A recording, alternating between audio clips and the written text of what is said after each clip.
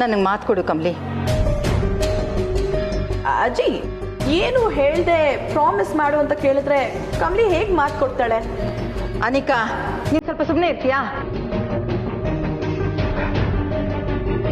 ನನಗೆ ಮಾತು ಕೊಡು ಕಮಲಿ.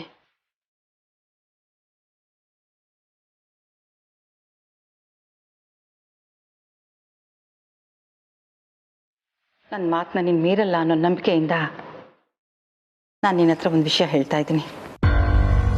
ನಿನ್ನ ಹಳೆ ಕಹಿ ಘಟನೆಗಳೆಲ್ಲ ಮರೆತು ಮತ್ತೆ ಹೊಸ ಜೀವನ ಮಾಡಬೇಕು. ನಿನ್ನ ನಗ್ನಗ್ತಾ ಇರಬೇಕು.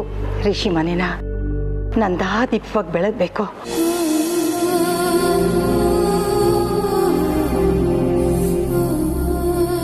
ಇದನ್ನೆಲ್ಲ ನೆರವೇರಿಸ್ಕೊಡ್ತೀನಿ ಅಂತ ನಾನು ಪ್ರಾಮಿಸ್ ಮಾಡು. ಅಜ್ಜಿ, ನಿಮ್ಮ ಮಾತನ್ನ ನಾನು ಹೇಗೆ ಗೌರವಿಸ್ತೀನಿ ಅಂತ ನಿಮಗೂ ಸಂದ ಗೊತ್ತು. ಆದ್ರೆ ಅಂಬಿ ಸಾವಿನ ಘಟನೆಯಿಂದ ನನ್ನ ಮನ್ಸು ಹೊಡೆದೋಗೈತೆ ಅಜ್ಜಿ. ಇನ್ನೊಂದ್ ಕಡೆ ಅಪ್ಪ ಈ ಆಸ್ಪತ್ರೆ ಸೇರೋರೆ. ಇಂಥ ಸಮಯದಾಗೆ ನಾನು ನಿಮಗೆ ಮಾತು ಕೊಟ್ರೆ ಅದನ್ನ ನೆರವೇರಿಸ್ತೀನಿ ಅನ್ನೋ ಸಂಶಯ ಕಾಡ್ತೈತೆ ನಂಗೆ. ನನಗೆ ಸಂಸ್ಬಿಡಿ ಅಜ್ಜಿ.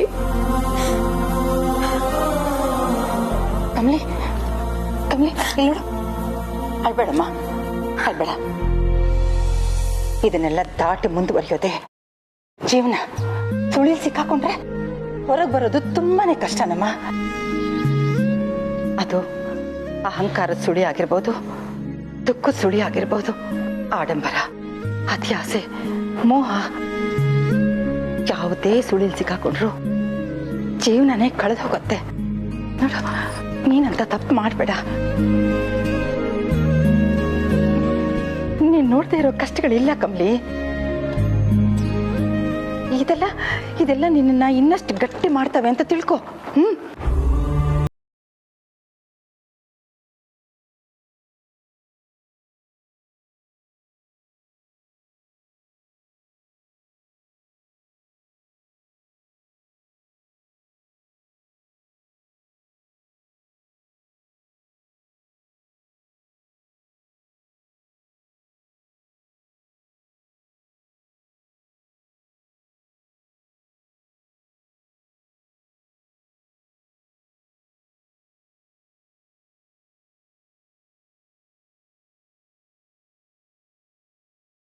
ಅಂದೀನಿ ಅಜ್ಜಿ. ನಾನು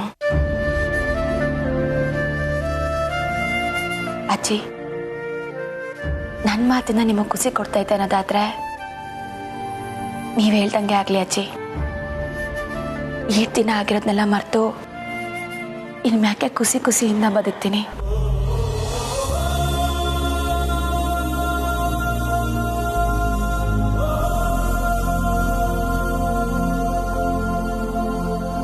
ನಾನೇನೋ ಡ್ರಾಮಾ ಮಾಡಿ ಇವಳನ್ನ ಋಷಿ ಮನೆಗೆ ಹೋಗದೆ ಇರೋ ಹಾಗೆ ಮಾಡೋಣ ಅಂತ ಅನ್ಕೊಂಡ್ರೆ ಈ ಮುದುಕಿ ಬೇರೆನೆ ಗೇಮ್ ಆಡ್ಬಿಟ್ಲಲ್ಲ.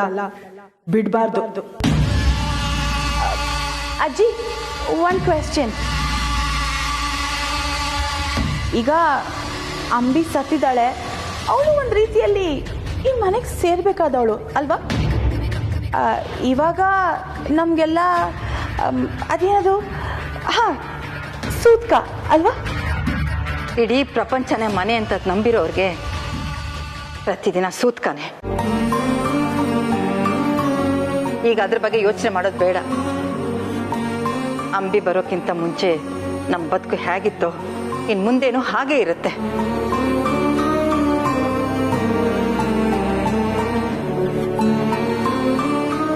ಆದ್ರೆ ಅಜ್ಜಿ, ಅಂಬಿ ಸಾವಿಗೆ ಕಾರಣ ಯಾರು ಅಂತ ನಾನು ತಿಳ್ಕತೀನಿ.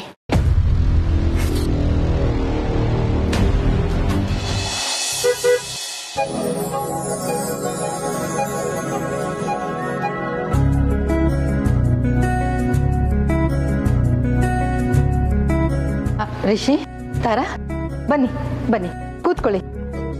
ಅನ್ನಪೂರ್ಣಮ್ಮ ಅವರೇ, ನಾವು ಕೂತು ಎದ್ದು ಹೋಗಕ್ ಬಂದಿಲ್ಲ. ನಮ್ಮ ಮನೆ ಸೊಸೆನ ನಮ್ಮ ಮನೆಗೆ ಕರ್ಕೊಂಡು ಹೋಗಕ್ ಬಂದಿದ್ದೀವಿ.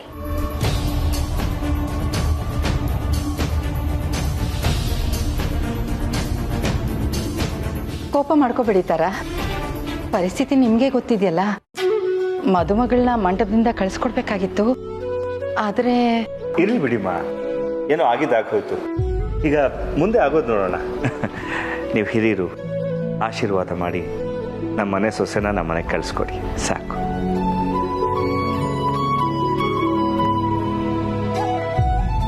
ದೊಡ್ಡವರೆಲ್ಲ ಆಶೀರ್ವಾದ ಮಾಡಿದ್ರು ಅಲ್ಲಿ ನಡೆದಂಥ ಅಪಶಕನ ತಡೆಯೋಕೆ ಆಯ್ತಾ? ಇಲ್ವಲ್ಲ.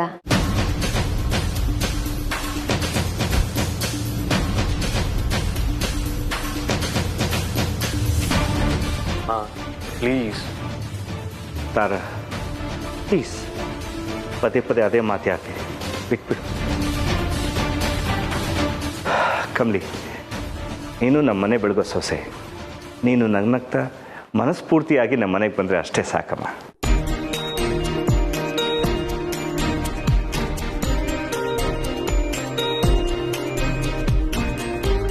ಮೇಡಮ್, ಇದೆಲ್ಲ ಏನು ಬೇಡ.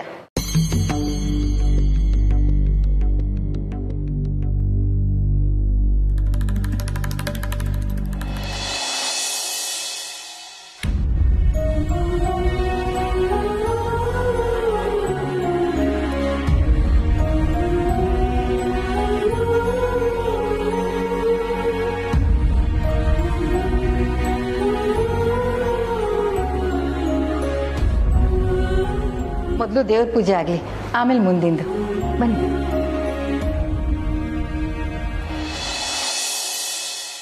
ತಾರಾ, ಹಾಸಿನಿ ಬನ್ನಿ.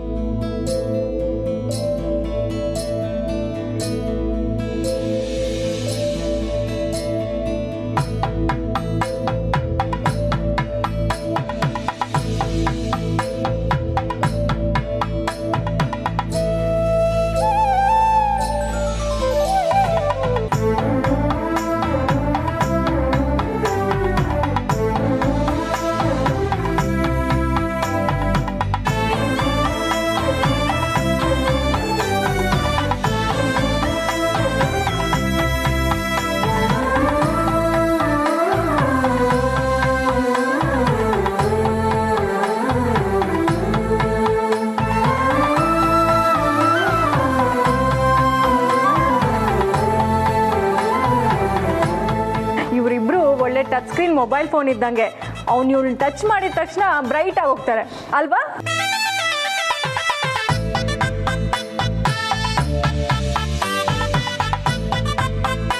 ರಚನಾ, ಸ್ವಲ್ಪ ಸುಮ್ಮನೆ ಇರ್ತೀಯಾ? ನಿಂಗಿ, ನಾನು ಇಷ್ಟೊತ್ತು ಸುಮ್ಮನೆ ತಾನೇ ಇದ್ದೆ. ನನ್ನ ಫಸ್ಟ್ ಡೈಲಾಗ್ಗೆ ಅಮ್ಮ ಎಂಡ್ ಕಾರ್ಡ್ ಹಾಕ್ಬಿಟ್ರು ನೋಡು. ಕಮಲಿ, ರಿಷಿ, ನಿಮ್ಮಿಬ್ಬರು ಹೊಸ ಜೀವನ ಸುಖಕರವಾಗಿರ್ಲಿ ಅಂತ ಆ ದೇವರಲ್ಲಿ ಮನಸಾರ ಬೇಡ್ಕೊಳ್ಳಿ.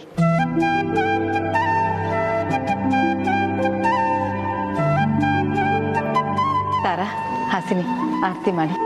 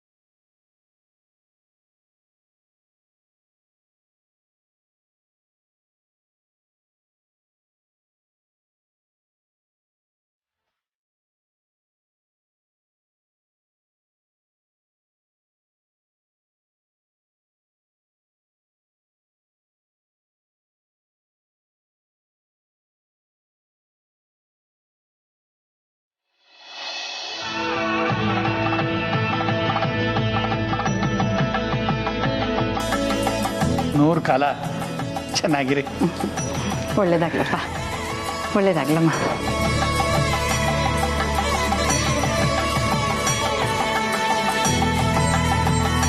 ಸದಾ ಹೀಗೆ ನಗ್ನಗ್ತಾ ಇರಪ್ಪ.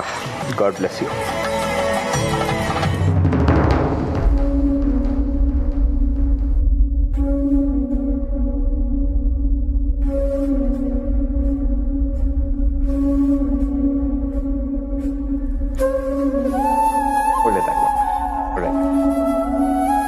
ಕಮಲಿ ರಿಷಿ ಹೊಸ ಸಂಸಾರಕ್ಕೆ ಏನೇನು ಬೇಕೋ ಎಲ್ಲನೂ ಅಂದರೆ ಲೋಟದಿಂದ ಹಿಡಿದು ಹಾಸಿಗೆವರೆಗೂ ಎಲ್ಲ ನಿಮ್ಮ ಮನೆ ತಲುಪಿದೆ.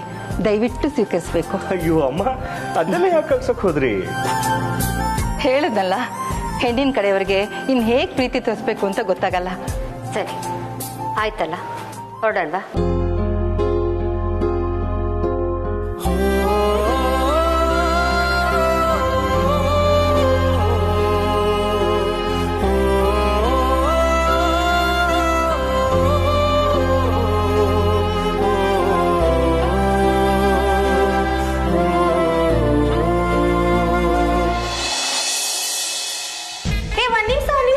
ನನ್ನೇ ಬಿಟ್ಟು ಹೊಂಟ್ಬಿಟ್ರಲ್ಲ, ಬ್ಯಾಗ್ ತರ ಅಷ್ಟರಲ್ಲಿ.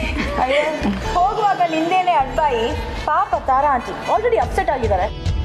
ಗಂಡನ ಮನೆಗೆ ಹೋಗುವಾಗ ತವ್ರ ಮನೆಯಿಂದ ಹುಡುಗಿ ಜೊತೆಗೆ ಯಾರನ್ನಾದ್ರೂ ಕಳಿಸೋದು ವಾಡಿಕೆ. ಅದಕ್ಕೆ ನಿಂಗೆ ರೆಡಿಯಾಗಿ ಬಂದಿರೋದು. ಹೇ ದೋಸ್ತು, ನೀನು ನಮ್ಮ ಜೊತೆ ಬರ್ತಾ ಇದ್ಯಾ? ಸೂಪರ್, ಮಜಾ ಇರುತ್ತೆ, ಬಾ. ಅಜ್ಜಿ, ಇದು ಯಾವ ನ್ಯಾಯ? ನಾನಿರುವಾಗ ಇವಳು ಯಾಕೆ ಅಲ್ಲಿಗೆ ಹೋಗ್ಬೇಕು? ಏಯ್, ಅಡ್ಬಾಯ್ ಆಗ್ತಿರೋದು ನೀನು. ಬಾಯ್ ಮುಚ್ಚವಿ. ನಾನು ಕಮಲಿ ಫ್ರೆಂಡು, ಅವಳ ಜೊತೆಗೆ ನಾನೇ ಹೋಗ್ಬೇಕು. ಲುಕ್ ನಂಗಿ, ನಿನ್ ಫ್ರೆಂಡ್ ಅಷ್ಟೇ, ಬಟ್ ನಾನು ಕಮಲಿ ಸಿಸ್ಟರ್. ಅಜ್ಜಿ, ನಾನೇ ಹೋಗ್ತೀನಿ ಅಜ್ಜಿ, ಪ್ಲೀಸ್. ತಾರಾಂಟಿ, ನೀವಾದ್ರೂ ಹೇಳಿ. ಯಾರು ಬರೋದ್ ಬೇಡ.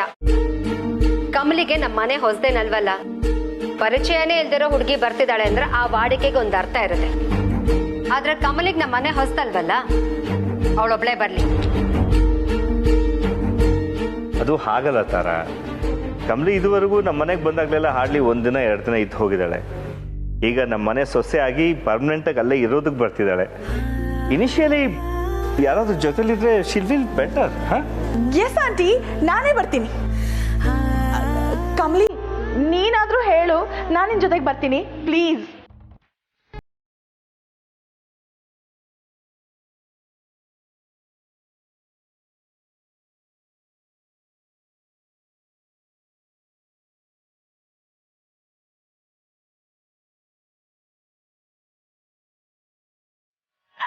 Okay, auntie, just few minutes. I'll be back. ನಿಂಗೆ ಪರವಾಗಿಲ್ಲ ಕಮಲಿ, ನಂಗೆ ನೀನು ಖುಷಿಯಾಗಿರೋದು ಮುಖ್ಯ ಅಷ್ಟೆ. ನಾನು ಹೊರಡುವಾಗ ನೀನು ಹಿಂಗೆ ಕಣ್ ತುಂಬ್ಕೊಂಡ್ರೆ ಸರಿನಾ ಹೇಳು? ನಾನೇನು ಬೇಕಂತ ಕಣ್ ತುಂಬ್ಕೊಂಡೆ. ಹತ್ತತ್ರ 20 ವರ್ಷದ ದೋಸ್ತಿ, ಅದಕ್ಕೆ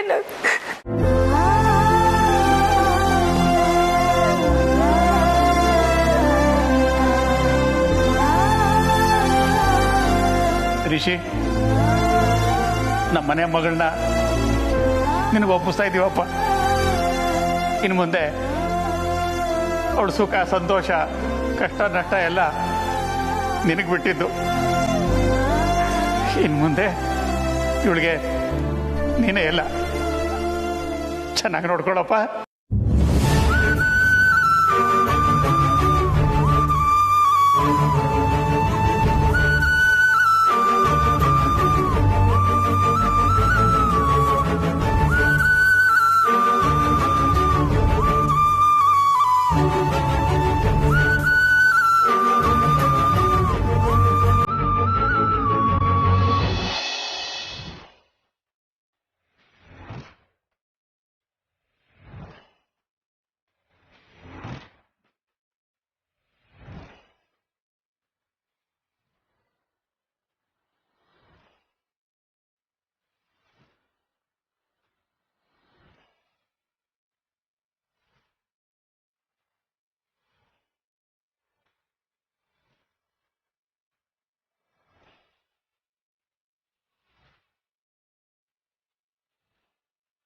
ಚಂದ್ರು ಮನೆಗೆ ಬಂದಮೇಲೆ ನಾನೇ ಅವನ್ನ ನಿಮ್ಮ ಮನೆಗೆ ಕರ್ಕೊಂಬರ್ತೀನಿ. ಹಾಂ, ಗೌರಿ ಫೋಟೋನ ನಾನು ಆಗಲೇ ನಿಮ್ಮ ಮನೆಗೆ ಕಳಿಸಾಯ್ತಮ್ಮ.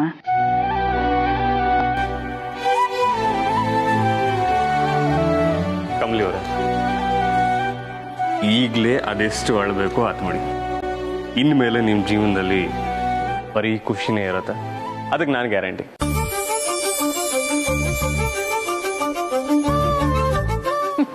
ಅಬ್ಬಾ ನೋಡಪ್ಪ, ನಮ್ಮ ಅಣ್ಣ ಡೈಲಾಗ್ ಹೊಡೆದ, ನಮ್ಮ ಅದಕ್ಕೆ ಆಗ್ಲೇ ನಕ್ಬಿಟ್ಲು.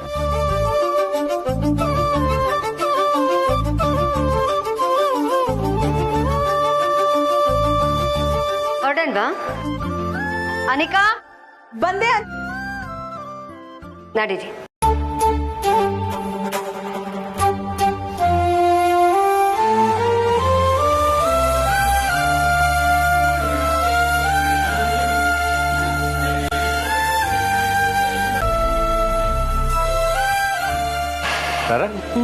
ನನ್ನ ಕಾರಲ್ಲಿ ಬರ್ತೀಯಾ, ರಿಷಿ ಕಾರಲ್ಲಿ ಬರ್ತೀಯಾ?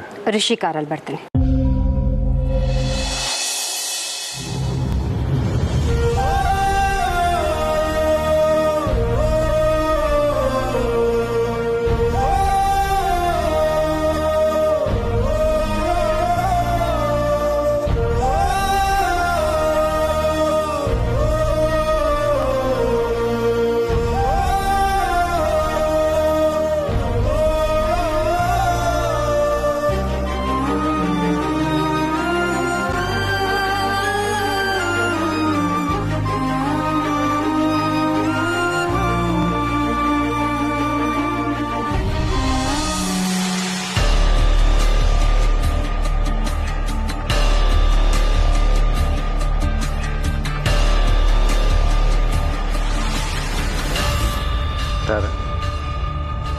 ಹೊಸದಾಗಿ ಮದುವೆ ಆಗಿದ್ದಾರೆ, ಜೊತೆಗೆ ಬರ್ರಿ ಬಿಡು.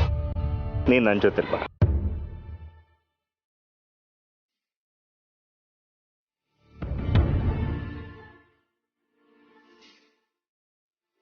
ನಾನು ರಿಷಿ ಕಾರಲ್ಲಿ ಬರ್ತೀನಿ. ಕಮಲಿಗೆ ಕಂಪನಿ ಆಗುತ್ತೆ. ಹಲೋ ಅನಿಕಾ, ಅದೇನು ಬೇಡ, ಕಮ್ಲಿಗೆ ರಿಷಿ ಅಣ್ಣ ಕಂಪ್ನಿ ಇದ್ದಾನೆ, ನೀನ್ ನಮ್ ಜೊತೆನೆ ಬಾ.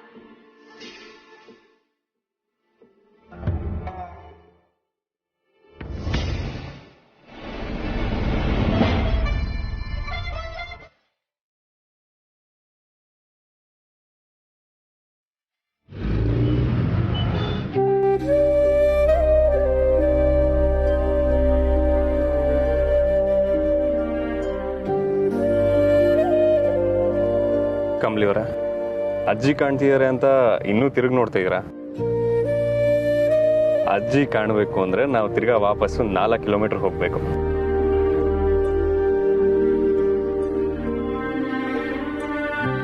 ಕಮಲಿ ಅವರ ಇನ್ನೂ ಸೊಪ್ಪಗಿದ್ರೆ ಗಂಡಂಗೆ ಬೇಜಾರಾಗಲ್ವಾ? ಸ್ವಲ್ಪ ಸ್ಮೈಲ್ ಮಾಡಬೇಕಪ್ಪ ನೀವು.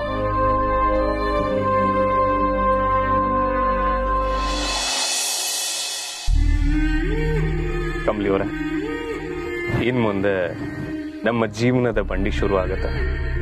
Let's enjoy every moment of life. ನೀವು ಕೇಳ್ಬೋದು, ಯಾವಾಗ್ಲೂ ನೋಡ್ತಾನೆ ಇದ್ರೆ ಬೋರ್ ಆಗಲ್ವಾ ಅಂತ. ಕಮಲಿ ಅವರೇ, ಉಸಿರಾಟನು ಯಾವಾಗ್ಲೂ ಆಡ್ತಿರ್ತೀವಿ.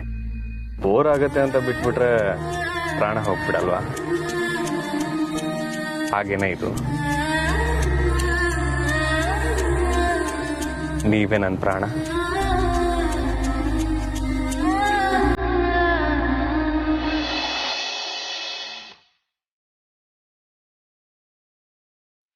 ಕಮಲಿ ಅವರೇ, ನೀವು ಹೀಗೆ ಸಡನ್ ಆಗಿ ಅಳಕ್ ಶುರು ಮಾಡಿದ್ರೆ ನನಗೆ ಹೇಗೆ ಗೊತ್ತಾಗುತ್ತೆ ನಿಮ್ಗೆ ಯಾವ ಮಾತಿಂದ ಹರ್ಟ್ ಆಯ್ತು ಅಂತ? ಒಂದು ನಿಮಿಷ ರೀ.